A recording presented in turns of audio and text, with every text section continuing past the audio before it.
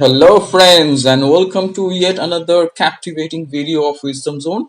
And this is Shubro, and I'm quite sure you have already guessed it that today I have a fascinating video because today I'm going to discuss 15 most important idioms for spoken English which you can learn from today's video, and in turn I'm going to show you how to use them and explain the meanings in details. So it is my earnest request, please watch this video carefully and do not skip this video at all so that you can learn the right use of these important 15 idioms. And also, if you haven't subscribed to this channel Wisdom Zone, please do not forget and subscribe to Wisdom Zone and hit the bell icon so that you can turn on the notification to get the first notification of this type of videos, right? So without wasting any more time, let's get started. Welcome back, friends, and today I am going to discuss 15 most important idioms for spoken English. So please watch this video carefully and do not skip it. And let me tell you, before I move forward, I would definitely like to discuss about an idiom. So as you see, friends, on your screen it is given what is an idiom. So let me tell you, idiom is a group of words used in a certain order which has a particular meaning that is different from the meanings of each word on its own. That means an idiom is a group of words which is used in a certain order, and all the words together would convey a meaning which cannot be interpreted from the individual meanings of the words, right? So if we clap them together, then only you can understand the meaning. As you see, there are two examples on your screen. The first is miss the boat. Miss the boat means to miss an opportunity. So if you know the overall meaning of this idiom, then only you'll be able to use that.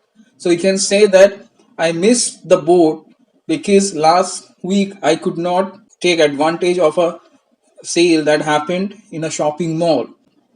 And the next is under the weather. Under the weather is also a very interesting idiom. It means feeling slightly unwell and sluggish. So you can also say that yesterday I was feeling a bit under the weather. You can also use a feeling a bit under the weather or under the weather.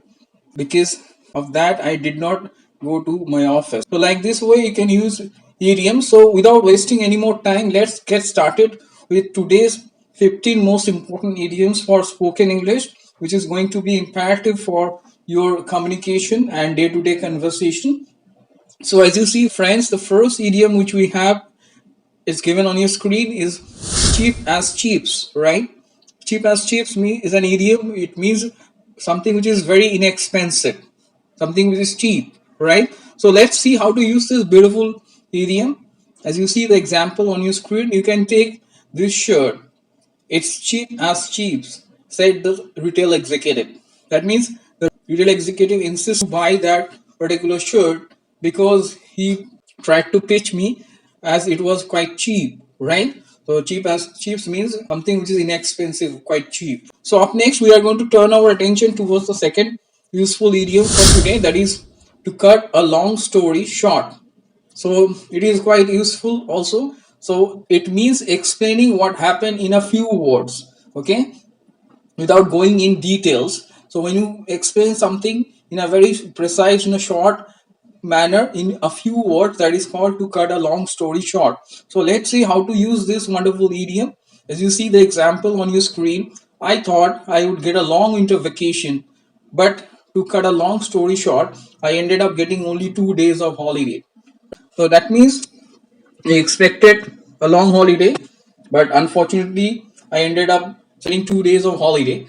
And I'm not discussing what exactly happened, what kind of argument happened, why I didn't get a long vacation. So I am just saying that I ended up getting 2 days of holiday to cut a long story short. So up next, we are going to turn our attention towards the third useful idiom which you see on your screen. That is the elephant in the room. It sounds quite interesting, isn't that? The elephant in the room, this idiom means an obvious problem or difficult situation that people do not want to discuss. An obvious problem or difficult situation that people do not want to discuss. Normally, people know that that problem is there, but still people do not like to discuss that openly. That is called elephant in the room. So let's see how to use this wonderful idiom. As you see the example, elephant in the room at the briefing session was the recent pay cuts, which no one pointed out to the management. So that means it was a very important matter, an obvious problem employees were facing, the pay cuts, but no one dared to discuss that, no one dared to point it out in the briefing session, right? An obvious problem which was not discussed openly, right? So we're going to focus on the fourth idiom which you see on your screen. As you see, it's given loud and clear.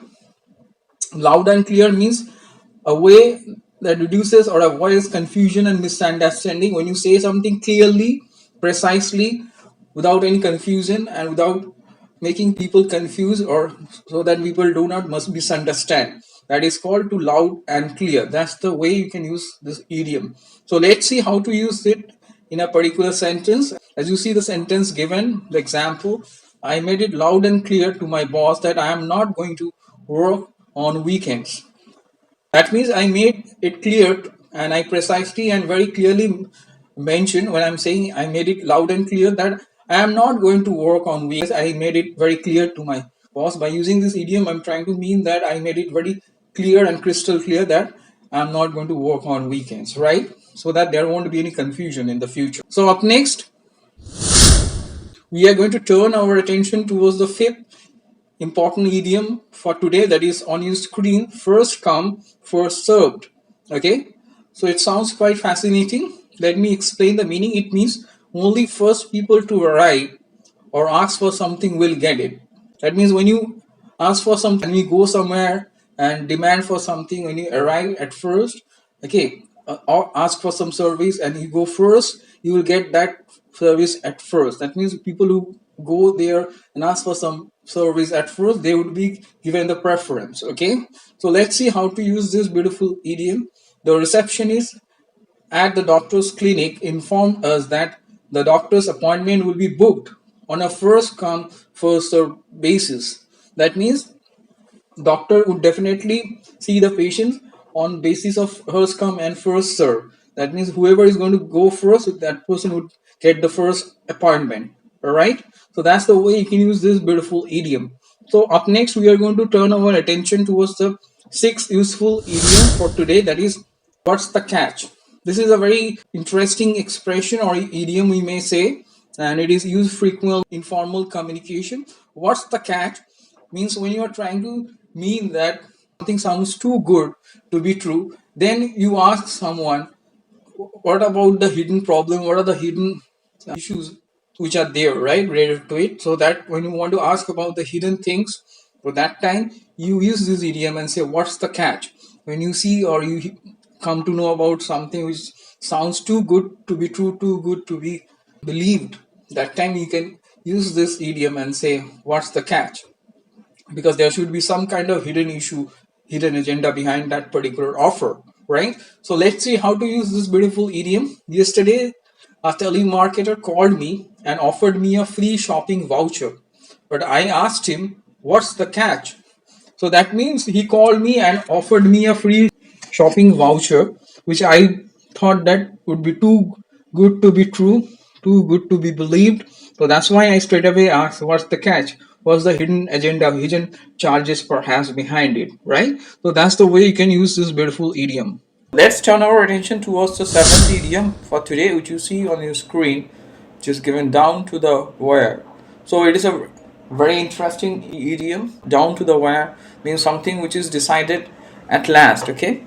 Especially which cannot be decided so easily. Down to the wire means something decided until the last moment, right? So let's see how to use this beautiful idiom. As you see on your screen, the example is given. The final match of 2022 Soccer World Cup went down to the wire. That means, yes, if I'm not wrong, it was decided in the tie-breaker.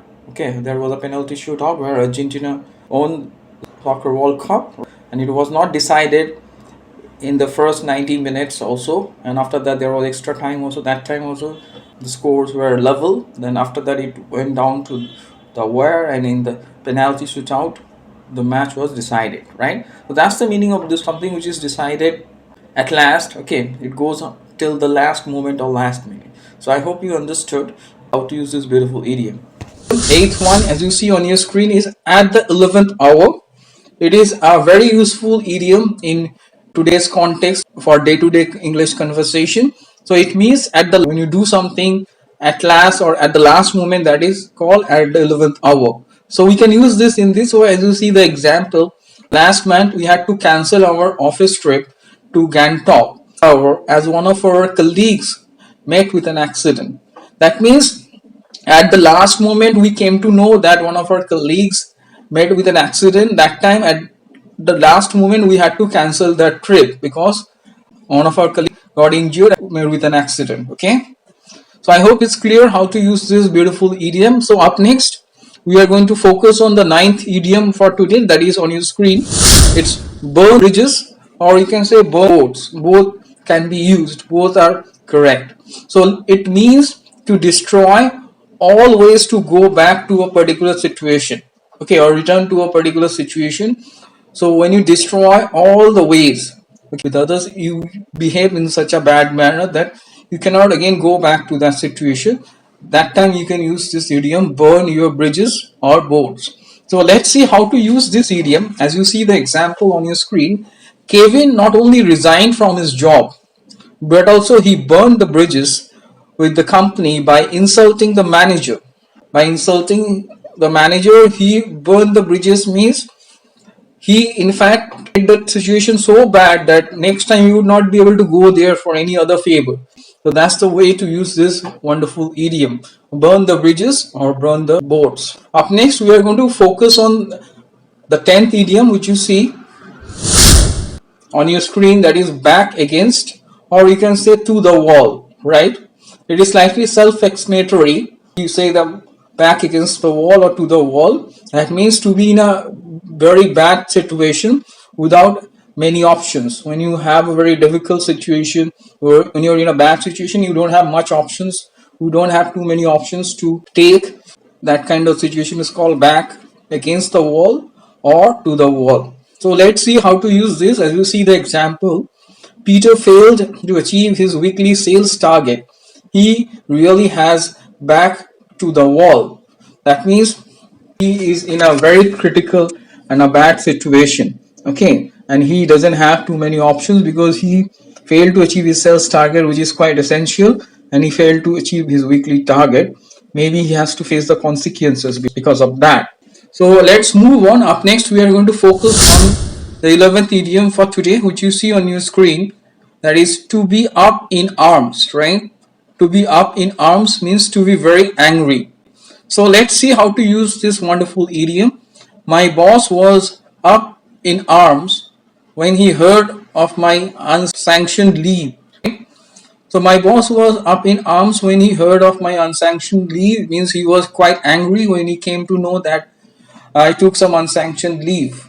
At that time he blew up, or he became totally angry with me. So up next we are going to turn our attention towards the 12th idiom for today, which is break the bank.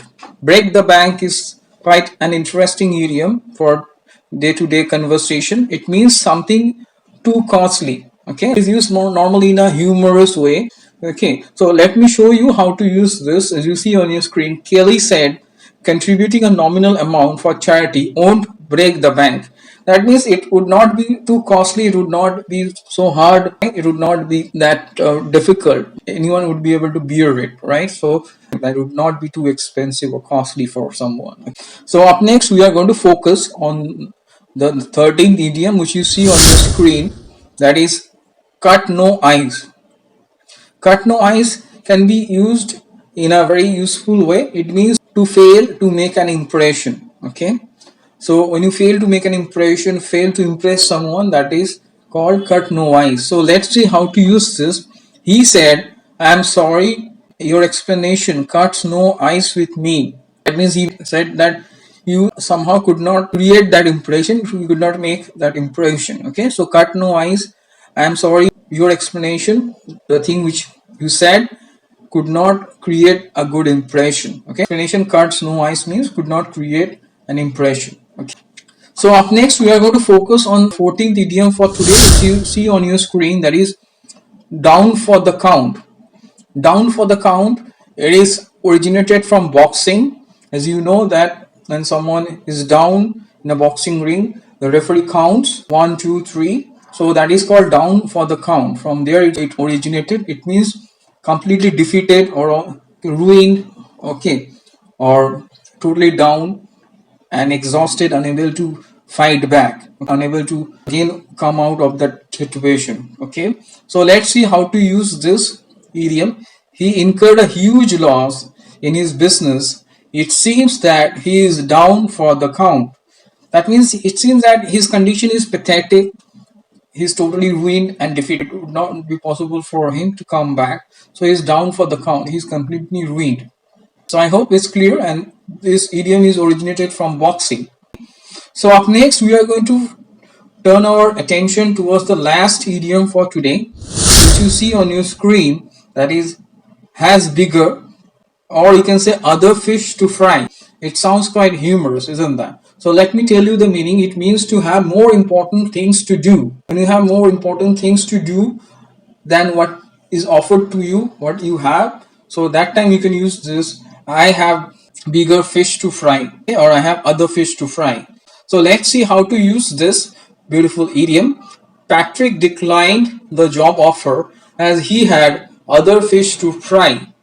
That means he declined the job offer because he had some better things to do. He had some obviously more important things to address, maybe some other offers which are better to serve. So that's why he declined the job offer as he had other fish to fry. So I'm quite sure you have understood how to use this 15th idiom. So I hope you found all the discussed 15 idioms quite essential, and they are quite crucial for your day-to-day English communication. So try to incorporate them, try to use them, try to make sentences using them, and also do not forget to comment below. And I hope you found this video also quite useful, and I have also shared some more links related to some other videos on idioms. I have given all the links in the description. Please do not forget to check them, and it's my request to the new viewers. And again, it is also my earnest request, if you haven't subscribed to this channel and if you are watching this video for the first time, do not forget to subscribe to Wisdom Zone and hit the bell icon so that you can get the first notification of this type of informative videos. So stay tuned for further informative videos, and do not forget to like, share and subscribe.